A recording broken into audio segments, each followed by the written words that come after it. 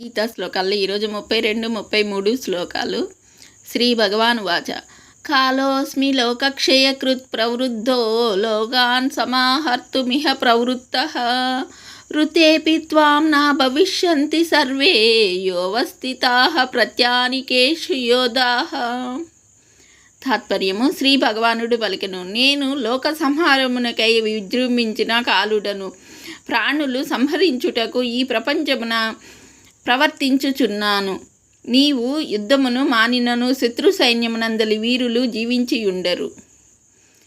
తస్మాత్ త్వాముత్తిష్ట యశో లభస్వ జిత్వా శత్రూన్ భుంక్ష్య రాజ్యం సమృద్ధం మయైవైతే నిహితాః పూర్వమేవ నిమిత్తమాత్రం భవ సవ్యసాచిన్. తాత్పర్యము: అందువలన నీవు లెమ్ము, శత్రువులను జయించి కీర్తిని పొందుము, సంపూర్ణ రాజ్యభోగమును అనుభవింపుము.